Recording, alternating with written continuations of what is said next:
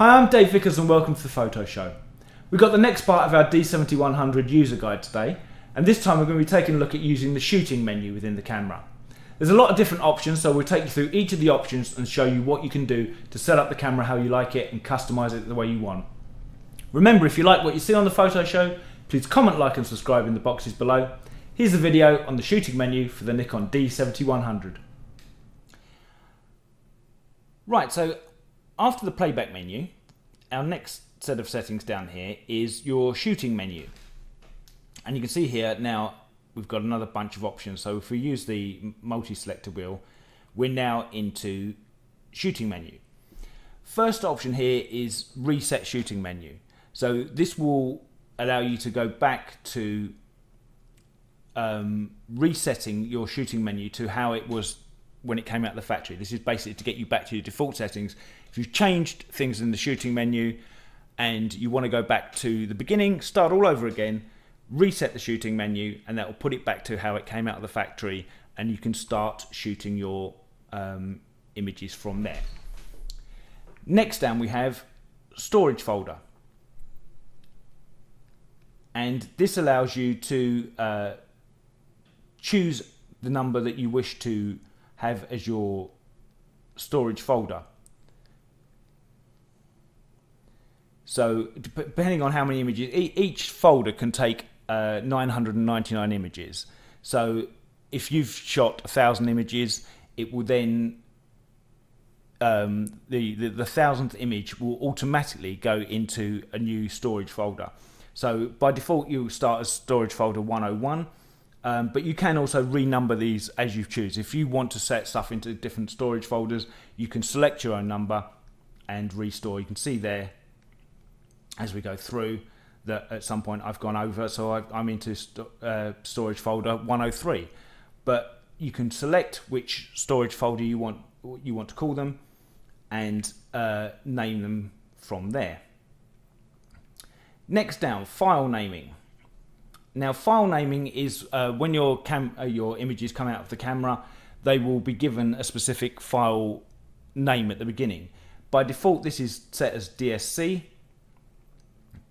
and you can choose to customize that. So if you wanted to have it as your initials or initials that represented the client you were shooting for, you can set this up as a custom option and change the letters so that your file name will be, let's say for instance I use my initials and change it to DJV, they would be DJV, then the image number after that.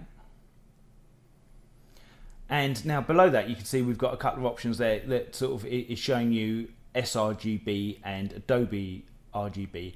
Depending on what color space, which we'll look at in a minute, that's going to depend how your file is named. If you're using sRGB, it'll come up as DSC_1 and then whatever your file number is. If you're using Adobe RGB, it'll be _DSC and then your file name from there. Next on the list here is role played by card in slot 2. So with this camera, you've got two slots that you can put SD cards in, and you can set it up as how one card works and how the second card works. So the first option there is as an overflow. So if you set it up as overflow, when card 1 is full, it will automatically start using card 2 to continue saving the images. Next option down there is as a backup. So if you have two cards in and you're shooting on card 1, that image will be saved to card 1 and card 2. So you've got every image twice, and you've got a double backup there. And the next image down is you can have it so that slot 1, the card in slot 1 shoots as a RAW image, and the card in slot 2 saves as a JPEG image. So I keep it as overflow. So that way, if I'm working, I haven't got to worry about switching cards around. It will automatically move on to the second card once I've filled up the first card. Next slot down is image quality. And this is where we're setting the image settings for the shots you want to take. So you have a ton of options here. Top there, we've got raw files plus JPEG fine. So if it's set on that, when you shoot, you're going to shoot, it's going to save the image as a raw file plus a fine high quality JPEG. So you've got two of the same image in two different file formats, one as a raw file and one as a high quality JPEG. Next down is same kind of thing again, except it will shoot as a raw file and a normal quality JPEG. So you've got the raw file to work on and a normal quality JPEG. Next one down there is raw and JPEG basic. So if you want to use images as just a reference point, you've got the basic JPEG there as a reference, and then you've got your raw file that you can really go to town on and edit from there. Next down is just NEF raw file, so that will just shoot in raw, and that's all that you're saving is a raw image. Next down from that is JPEG fine, so you're saving a fine quality JPEG, no raw image at all. Next is JPEG normal, again you're saving just as a JPEG and a smaller size, smaller quality image. Obviously, if you're shooting between fine, normal, and basic here, you're going to get, it's going to adjust the amount of images that you can actually get on a card because of the difference in the file sizes. So there's your options there for adjusting your image quality. Next one down is image size. And image size obviously dictates what the size of the image is going to be. On the D7100, your top image size is a 24 megapixel image, which is 6,000 by 4,000 pixels. So that's your option there for large. You can then shoot medium-sized JPEGs or medium-sized images, which is dropping the camera down to being a 13.5 megapixel camera. But again, the image size is smaller. It's 4496 by 3000. And again, further down, you can shoot smaller size images, which is the equivalent of a 6 megapixel camera, and they'll come out as 2992 by 2000. But if you've got 24 megapixels, use 24 megapixels. So going to keep it on that. Next there is image area. Now, image area refers to the fact that on this camera, you can use it as the full size of the sensor, or use a cropped down version of the sensor, a 1.3 crop. And basically what that's doing is, on the DX, you're using the entire size of the sensor to record the image. On the 1.3 crop, it's using just the central area of the sensor to record the image. It will be a smaller image size. It can be used also as almost like a fake zoom. If you want a little bit more reach, if you're using a long lens and you want a little bit more reach on the lens, you can change it to the crop down version, the 1.3, and that will give you 1.3 more on your lens. But you will have a smaller image file at the end of that. So we'll keep it on the DX there. Next down is JPEG compression. And JPEG compression refers to how much, obviously, the image file is compressed down. JPEGs are very good at compressing the information down to give smaller size files that obviously give you more images and are easier to handle. And you can have it as size priority, which I like to keep it as size priority, so I'm always getting the larger size images, or optimal quality, which is obviously then allowing the camera to pick and choose the quality of the image that you want. I keep it on size priority because I like the larger size image. So where we'd set image size to large, that's the priority it will keep it on. Okay, let's go down to the next option here. So here's your NEF raw recording. So this is where you see your options for when you're shooting raw images. So let's go back there. First off, at the top here we have type, and if we go on there, we have lossless compressed or compressed. Now, if you're shooting raw, I don't see any reason to compress them. You want the most information you can out of your raw image, so I keep that as lossless compressed. Obviously, it means the file sizes are going to be larger. With the compressed, it's allowing the camera to do some work on your raw image to bring the file size down. And if you're shooting raw, really the file size shouldn't be your priority. You know, I'd keep that on lossless compressed. Then you're getting the best quality you can out of the raw files that you're shooting. Next one down is your white balance.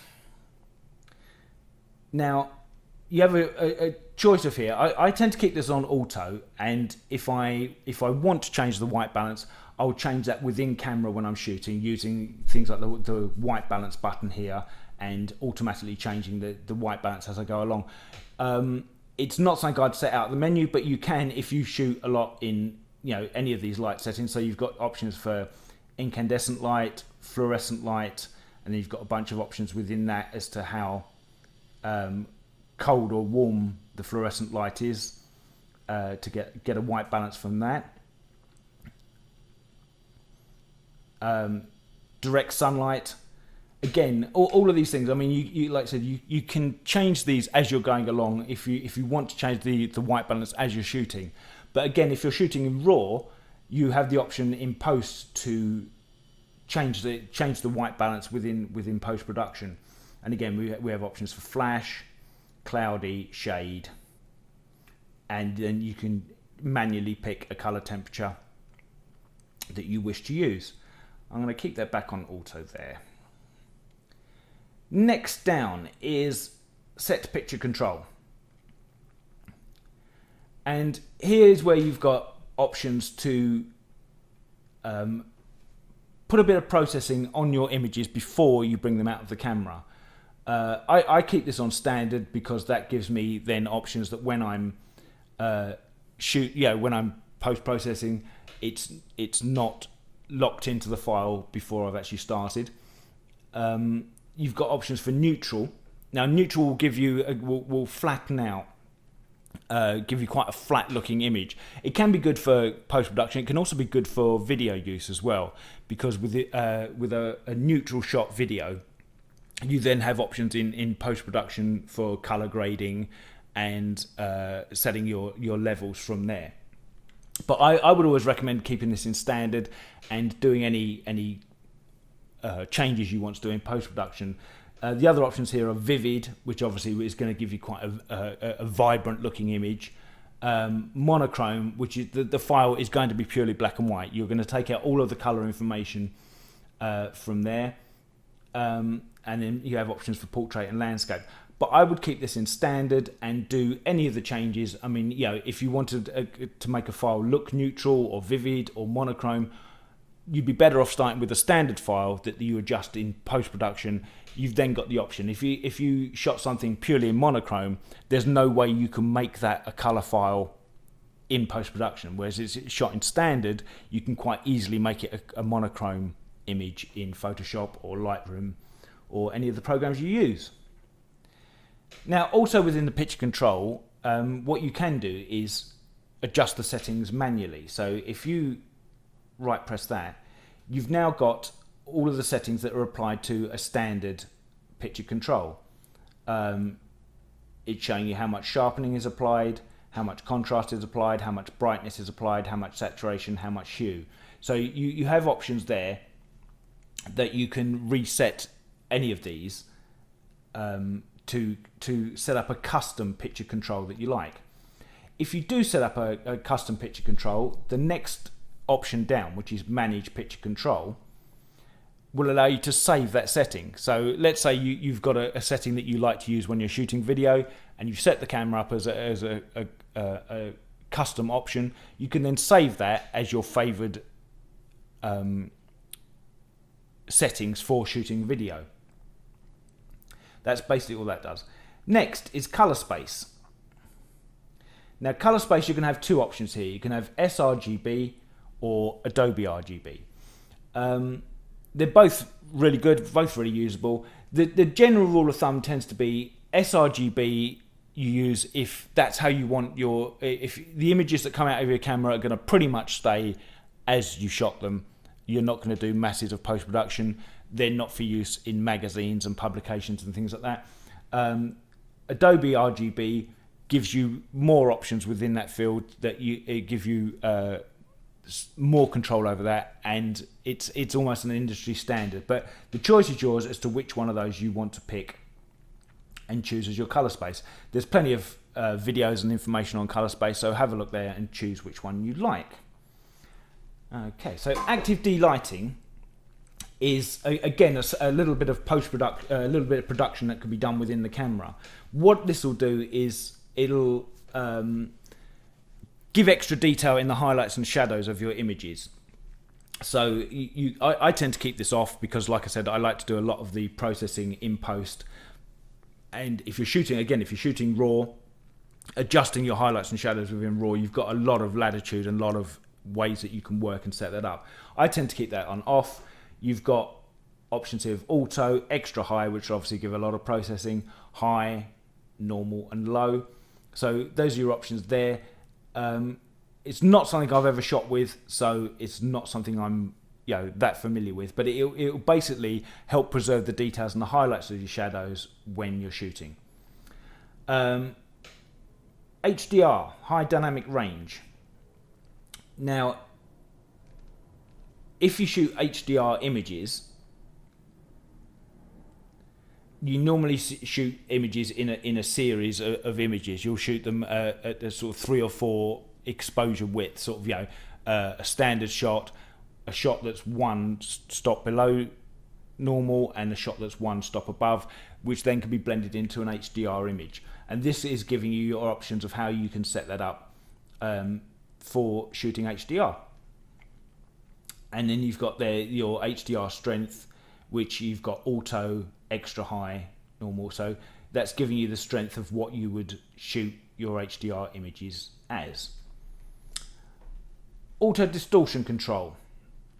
Now, auto distortion control is a distortion control that if you're getting sort of barrel distortion, or that slight bowing that you get with some wide angle lenses, you can set this up so that it takes that out.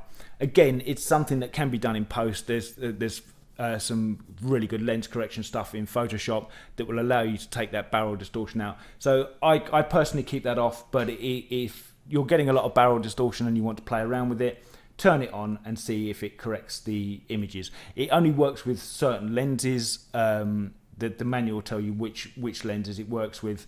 But again, that's something that I tend to keep off and not do too much with.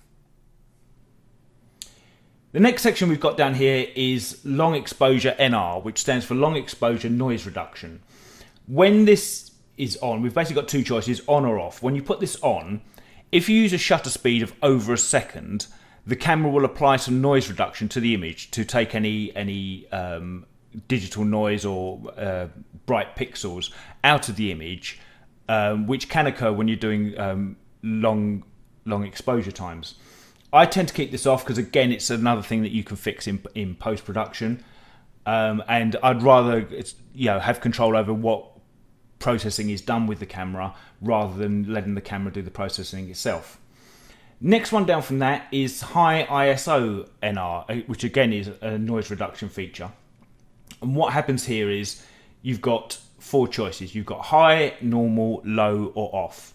And if you're using a high ISO, again, this can introduce noise into your images, and you can set the camera up so that it will process some of the noise reduction out. And again, you've got 3 settings. You've got a high setting, which will obviously do a lot of processing, a normal setting, which will do slightly less, and a low setting, which will do less again, and off. With the off option chosen, if you're shooting at an ISO over 1250, it will apply some noise reduction, but only at the low level. I tend to keep this off. Again, it's something that if you're getting a lot of noise in your images, you can fix this in post-production. So I tend to leave that as off. Next down is ISO sensitivity settings.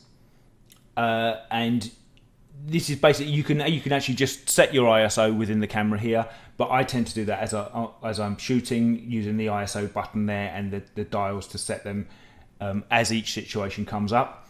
You can also set it so that it has its auto ISO sensitivity. So if you've chosen a shutter speed and an aperture value that you want, the camera will adjust the ISO to allow you to use those settings. Again, it's taking control out of your hands. I would tend to adjust the ISO manually. You can also set it, if you have it in the auto ISO settings, what its maximum ISO setting will go up to.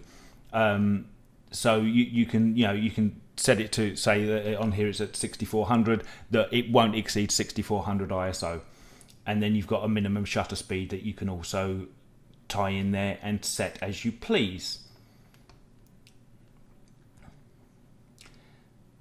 So that's that section. Next one down is the remote control mode. You can get an additional remote control to use with the D7100. So you can see there it's the ML-L3. Within the remote control menu here, you've got 4 different settings. First off, you've got delayed remote, and what that'll do is, as you can see there, it says 2S, which is 2 seconds. When you press your remote, there'll be a 2-second delay before the camera actually fires. So yeah, you're almost like using a self timer, but with a remote control option. Next down is quick response remote, which is the shutter will fire as soon as you press the remote button. And the third option here is remote mirror up. And basically what that'll do is you have to push the remote once, which will lift the mirror, and then press it again to fire the shutter. This is a lot of people who shoot star trail photography and things like that shoot with the mirror up out of the way, so that the mirror moving within the camera doesn't cause any vibration when the actual shot is taken. And the last option here is to have it off, which, if you're not using the remote control, is the best way to be.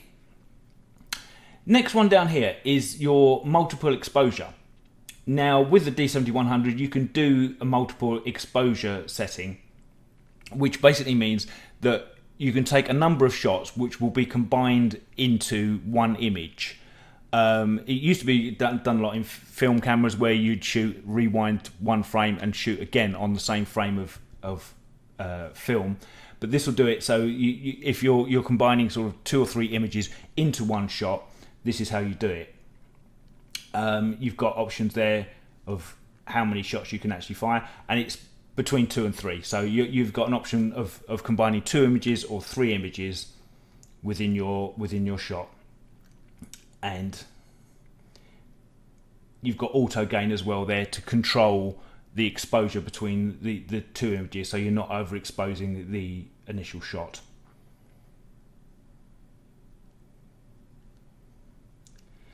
Next one down we have is your interval timer shooting. And this is something that a lot of people use if they're shooting time-lapse films. You often see time-lapse of the sun going down, or a cityscape, and this is how it's shot.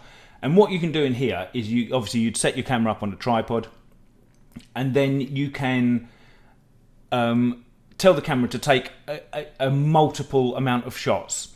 So the 2 options here is now and start time. Now means that once you push the shutter or fire it from the remote, it will start to take images at the intervals that you have set. Let's say you want the camera to take 1 shot every 30 seconds. You'd set it up to, it would say take 1 shot every 30 seconds, push the shutter button or fire from the remote, and then the camera will take 1 shot every 30 seconds until you stop it, your battery runs out, or you run out of memory space.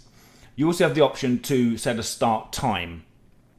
For this, you're going to need to make sure that your clock and your date on your camera are as it should be, and then the camera will use the internal clock of the camera to set the start time for shooting your intervals.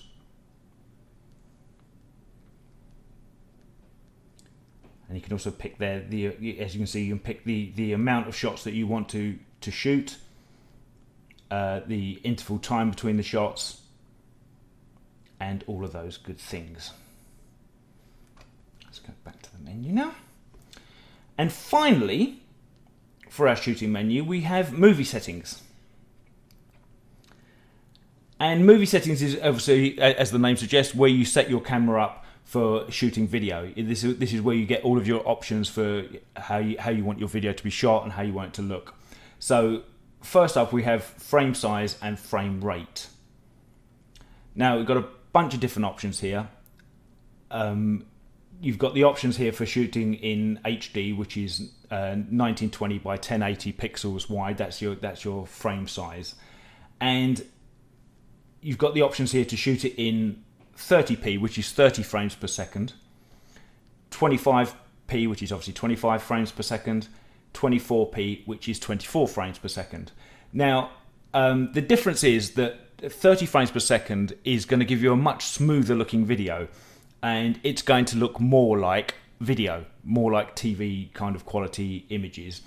With the 25 and 24 frames per second, that tends to be slightly smoother looking. It's a slightly more filmic look to the image, and 24, 25p frames per second will give you a slightly more movie looking image.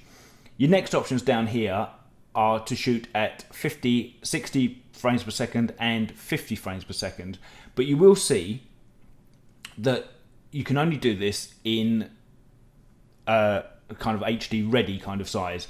Your frame rate has dropped from 1920 by 1080 to 1280 by 720, so you're going to get a smaller image file out of it. But by shooting at 60 frames per second, once you bring that into an editing program, you can then slow that down to 30 frames per second, and you will get a slow motion effect. That's basically halving the speed of your finished product. So you can shoot slow motion, but it is in a smaller file size, image size. It's not full HD like the other options there. Next down in that menu is your movie quality, and from that you've got the two options to either shoot high quality or normal. Again, if you're shooting video, why not shoot high quality? Yeah, the better looking.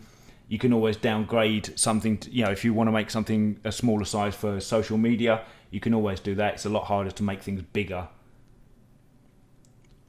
Next option down here is your microphone. There's a built-in microphone on the camera, which actually is just here above the hot shoe, left and right stereo microphones. And this is your settings for your microphone. You have auto sensitivity, and you can see now as I've gone into that the metering bars at the bottom are recording my voice, so you can see how much is coming up.